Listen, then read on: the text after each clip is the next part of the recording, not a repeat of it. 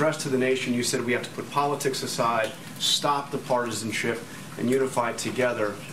But this morning, you criticized the Democratic governor of Michigan. Yesterday, it was the Democratic governor of New York. You've attacked Obama.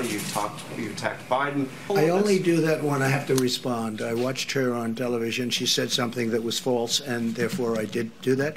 And I will continue to do that. If they're not going to play fair, because, you know, they have the media on their side, I don't. When was the last time you heard one of these so-called journalists question a Democrat in this manner?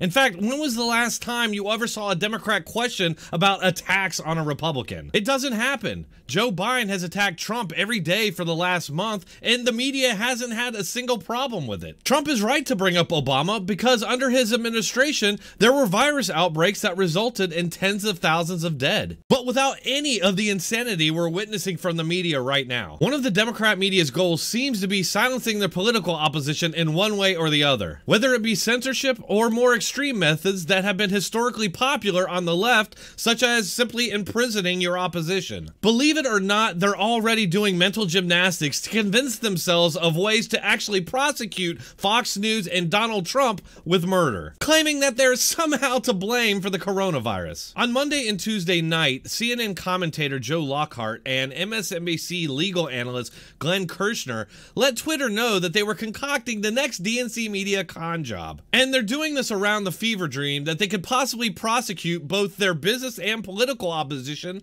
with murder for supposedly misinforming the public about the deadly nature of coronavirus. We'll get right back to exposing this latest media con job, but first I have an important message for all my viewers. The world we live in today is in flux, filled with a flood of information that's often as much gossip as fact, making it hard to know what the real situation is, making it easy for people to panic and make bad decisions. The only way not to get caught up in that chaos is to have a plan allowing you to avoid dealing with empty store shelves, long lines, and in the worst case, desperate people. Use today to prepare.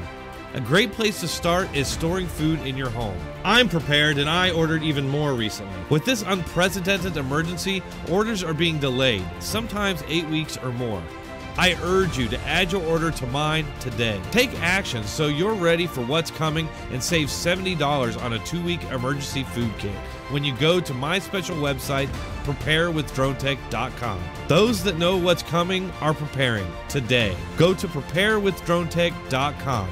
That's preparewithdronetek.com. When this is all over and we properly examine what was done right and what was done wrong, I hope we can have an honest national conversation on the toxic effect of Fox News.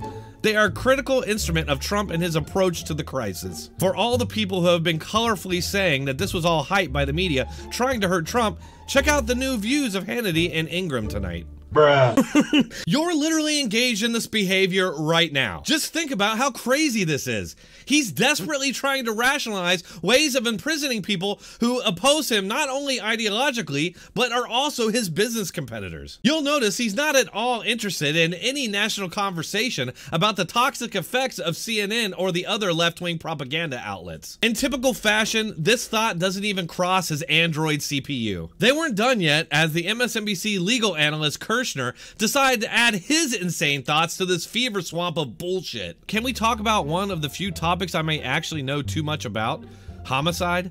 Specifically, whether Donald Trump may have criminal exposure for some level of negligent homicide or voluntary, involuntary manslaughter for the way he's mishandled the coronavirus crisis? Bruh. Okay, folks, we already know the death tolls of past pandemics, including those that occurred under the Obama administration, with multiple tens of thousands dead. But I don't recall any calls for prosecution by Fox News or the Republicans, much less for murder. How can you even say that Trump has mishandled anything when so far things are going pretty good? But of course, these Democrat Party operatives pretending to be journalists are already spinning up their next attack on Trump for when all this blows over. Kirshner went on to say, quote, "As a federal prosecutor handling murder cases in Washington, D.C., and specifically was tasked with overseeing all murder prosecutors, he was always on the lookout for novel ways to apply homicide, liability, and an attempt to appropriately and ethically hold accountable those who are responsible for taking the life of a fellow human being." He said a lot more, and I'll spare all of you, but if you want to go back and read it, here you go. So you got that?